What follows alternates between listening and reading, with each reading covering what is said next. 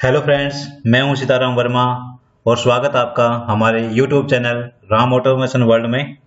आज की वीडियो में हम देखेंगे कि डेल्टा पीएलसी के लिए जोन कंपेयर कमांड को हम कैसे यूज करते हैं। जोन कंपेयर कमांड का सिंटैक्स है ZCP जोन कंपेयर। इस कमांड को हम किसी वैल्यू को किसी रेंज से कंपेयर करने के लिए यूज में लेते हैं। जैसे कि यहाँ पे हमने लिखा है ZCP, हमें टाइप करना है S1 में हमें वो वैल्यू टाइप करनी है जो कि हमारी रेंज की मिनिमम वैल्यू होनी चाहिए। हो सकता है ये वैल्यू आप डायरेक्ट डेसिमल नंबर में, हेक्साडेसिमल नंबर में या अदर किसी न्यूमेरिक फॉर्मेट में भी आप दे सकते हैं, या फिर कोई डेटा रजिस्टर वगैरह आप दे सकते हैं, टाइमर दे सकते हैं, बट वो रेंज की रहेगी मिनिमम वैल्यू। एंड S2 रहेगी उस रेंज की मैक्सिमम वैल्यू। S1 S2 हमारा रेंज का रहेगा मिनिमम और मैक्सिमम। यहाँ पे थर्ड एड्रेस है हमारा S में हम वो रजिस्टर देंगे जिसमें वैल्यू को हमें कंपेयर करना है। मान लो हमें D1 को कंपेयर करना है, तो D1 को कंपेयर करना है हमें 0 से 100 के बीच में कंपेयर करना है। तो S1 में हम 0 रखेंगे K0 और S2 में हम K100 रखेंगे, तो हमारी रेंज हो गई 0 से 100। अब हमें D1 को कंपेयर करना है, तो S में हम लिख देंगे D1। तो D1 हमारा अगर S1 और S2 के बीच में होगा, ये वैल्यू रिजल्ट देगा।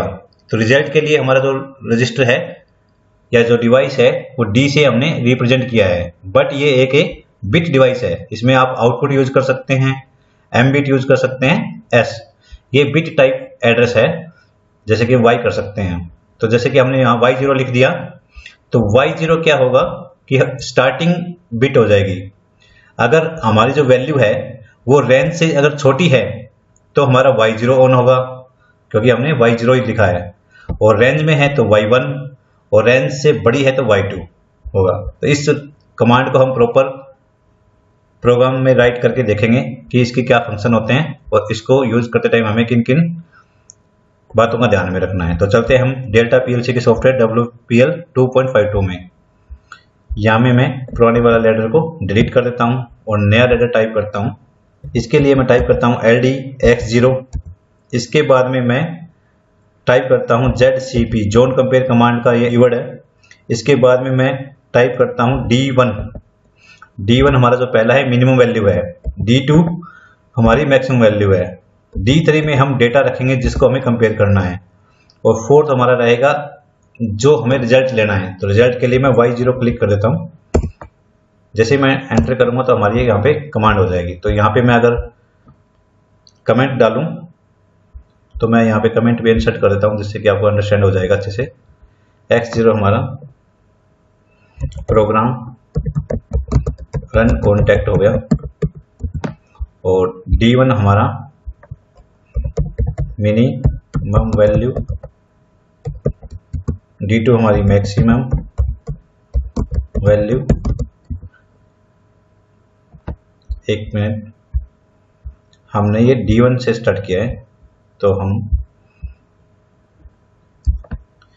कमेंट को कॉपी करके D1 से स्टार्ट कर देंगे।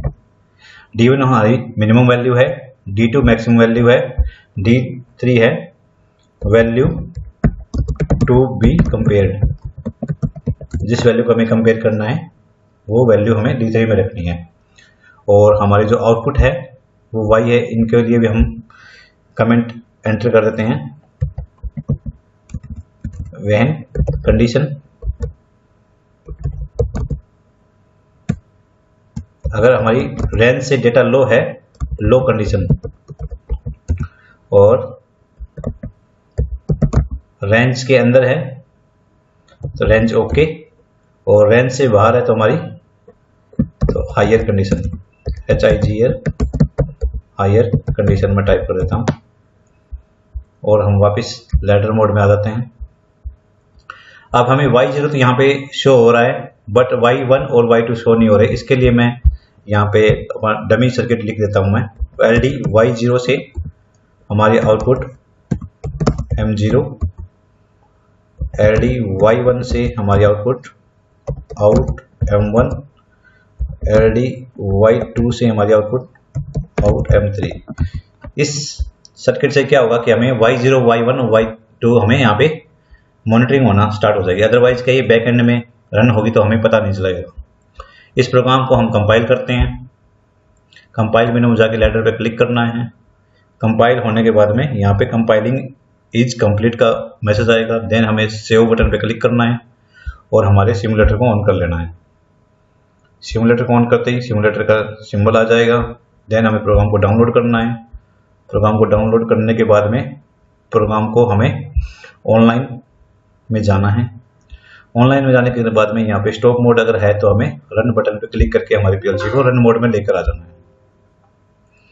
अभी हम क्या देखेंगे कि अभी D1 D2 में हमारा 0 सेट है और D3 में भी हमारी कोई वैल्यू नहीं है। तो पहले हम मिनिमम वैल्यू और मैक्सिमम वैल्यू में डेटा राइट करेंगे। D1 में मैं जैसे के 100 टाइप कर देता हूँ, जो कि हमारी मिनिमम वैल्यू, यहाँ पे मिनिमम वैल्यू हमारी 100 हो गई।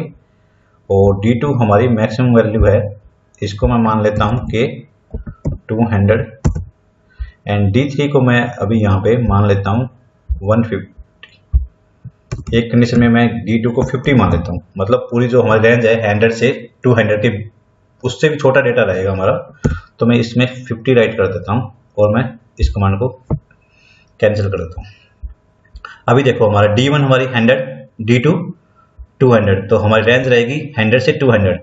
और जो वैल्यू हमें कंपेयर करनी है वो हमारी D3 में स्टोर है, जो कि हमारी 50 है। तो 50 हमारी क्या है, 100 से भी लो वैल्यू से भी लो है।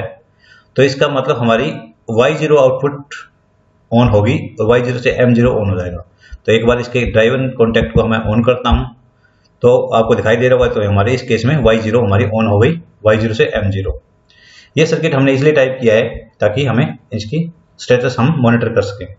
अब जैसे ही मैं D3 को, अगर मैं D3 को मैं 100 से 200 के बीच में, जैसे कि मैं K1 150 मूव करना है। जैसे मैं D3 में 150 मूव करूँगा तो इसका मतलब क्या हुआ, जो हमारी रेंज थी 100 to 200 उसके बीच में अगर हमारा होगा तो रेंज अगर ओके रहेगी तो हमारा M1 Y1 ऑन हो गया और Y1 से हमारा M1 भी ऑन हो गया। और अब थर्ड केस बनता है कि हमारा जो रेंज से डेटा है उससे भी हायर डेटा होगा। तो अपने मैक्सिमम वैल्यू 200 है, 200 से भी अगर ऊपर मैं 300 यहाँ पे एंटर कर देता हूँ तो हमारी Y2 ऑन हो जाएगी और ये हमारा M3 इससे ऑन हो गया। इस प्रकार आप जोन कंपेयर कमांड को यूज करना आपने सीख लिया है। इस कमांड को हम एनालॉग डेटा हैंडलिंग में यूज करते हैं, जहाँ पे हमें लोड सेल हुआ, टेम्परेचर कंट्रोलर हुआ या फिर एनी अदर प्रेशर ट्रांसमीटर की वैल्यू रीड करनी होती है और उनकी वैल्यू के डिपेंड पे हमें आगे वाला फर्दर हमें लॉजिक जनरेट करना होता है किसी अदर फंक्शन को जनरेट करने के लिए। तो दोस्तों, आपको हमारा ये वीडियो पसंद आया तो इसे लाइक करें, अपने फ्रेंड सर्कल में शेयर करें और हमारे YouTube channel Ram automation world को सब्सक्राइब करें। और हमारी प्ले लिस्ट में जाके आप हमारे अदर वीडियोज हैं उनको भी आप देख सकते हैं और अपनी नॉलेज को बढ़ा सकते हैं।